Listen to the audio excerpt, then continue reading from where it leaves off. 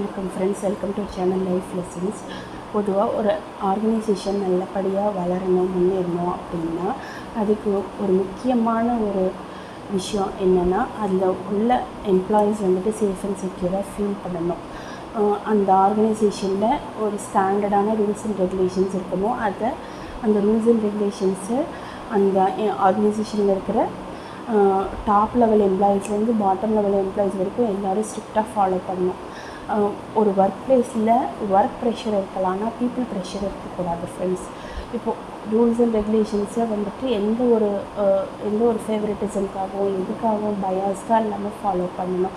அவங்க எனக்கு தெரிஞ்சவங்க, சொந்தக்காரவங்க, ஸ்கூல் ஜூனியரு, காலேஜ் ஜூனியரு அப்படிங்கிறதுக்காகலாம் வந்துட்டு அவங்க ஏதாவது நம்மளுக்கு கீழே உள்ளவங்க கோவர்க்கர் ஏதாவது தப்பு செய்யும்போது நம்ம டிஎல் அந்த மாதிரி, இப்போ நம்ம ஒரு மேனேஜர் பொசிஷனில் இருக்கோம், நம்மளுக்கு ஒரு அடுத்த டிஎல்ல இருக்கவங்க அந்த மாதிரி ஏதாவது தப்பு பண்ணுறாங்க அப்படின்னா அவங்க யாராக இருந்தாலும் சரி, அவங்களுக்கு அகெயின்ஸ்டான கரெக்டான நடவடிக்கை எடுக்கணும் ஃப்ரெண்ட்ஸ்.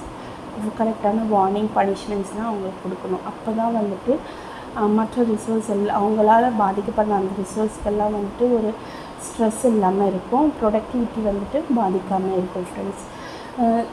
ஒரு சில டீம்ஸ் இல்லைனா என்ன பண்ணுறாங்க, டீம் லீடராக இருக்கிறவங்க வந்துட்டு தன்னை ஒரு ஹிட்லர் மாதிரி நினச்சிக்கிறாங்க.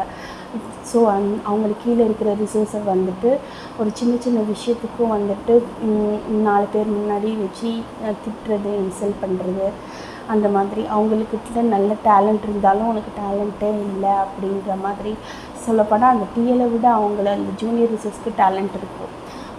அந்த டிஎல் அப்படின்றவங்கன்னா அந்த காக்கா பிடிச்சி அந்த மாதிரி ஜாலரா அடித்து அந்த மாதிரி கூட வந்துட்டு மேலே வந்திருக்கலாம். அந்த மாதிரி இருக்கும்போது ஸோ அவங்களுக்கு கீழே இருக்க ரிசர்வ்ஸ் வந்துட்டு அவங்களோட டேலண்ட்டாக இருக்கும்போது அதை அவங்க ஏற்றுக்க மாட்டாங்க. 4 பேர் முன்னாடி அவங்கள இன்சல்ட் பண்ணுறது, அந்த மாதிரி தனக்கு சாதகமாக பேசுகிறவங்கள ஜாலரா அடிக்கிறவங்களுக்கு ஹைக்கு ப்ரமோஷன் கொடுக்குறது, இல்லை ஒரு டீமில் அவங்களுக்கு பிடிச்ச ஏதாவது பொண்ணு இருக்குது அதை வந்துட்டு கரெக்ட் பண்ணணும் அப்படிங்கிறதுக்காக அந்த பொண்ணு அவ்வளோவா ஒர்க் பண்ணாது, அதுக்கு நல்ல ப்ரமோஷன் ஹைக்கு கொடுக்கறது, அதோட ஒர்க்கெல்லாம் நீங்கள் ஏற்கனவே ஹார்ட் ஒர்க் பண்ணிகிட்ருக்கவங்களுக்கு அசைன் பண்ணி விடுறது, அவங்களுக்கு இருக்கிற ஸ்ட்ரெஸ் போதாதுன்னு அவங்களோட ஸ்ட்ரெஸ் அதிகப்படுத்துறது, அந்த மாதிரியெல்லாம் இருக்குது ஃப்ரெண்ட்ஸ். அந்த மாதிரிலாம் ஆனால் பண்ணக்கூடாது ஃப்ரெண்ட்ஸ். உண்மையாக நியாயமாக சின்சியராக ஒர்க் பண்ணுறவங்களுக்கு ஹைக்கும் ப்ரொமோஷன் அந்த மாதிரி கொடுத்து சப்போர்ட் பண்ணும்போது அது நல்லா அந்த கம்பெனி வந்துட்டு நல்லா ப்ரொடக்டிவிட்டியோட நல்லா முன்னேறும் ஃப்ரெண்ட்ஸ்.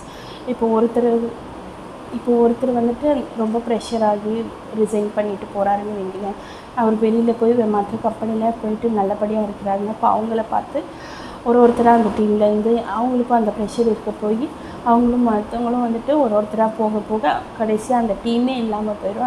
அந்த ஆர்கனைசேஷனுக்கு ஒரு க்ரோத் இல்லாமல் போயிடும் ஃப்ரெண்ட்ஸ்.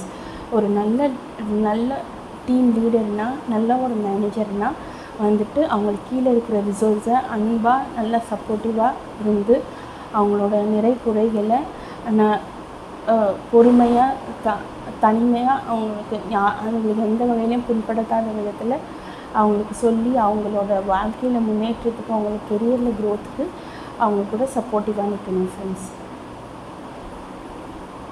ஸோ இதுதான் என்னுடைய கருத்து ஃப்ரெண்ட்ஸ். கார்ப்பரேட் பாலிடிக்ஸ் பற்றிட்டு வீடியோ பிடிச்சிருந்தால் சப்போர்ட் பண்ணுங்கள். வீடியோ பார்த்ததுக்கு நன்றி.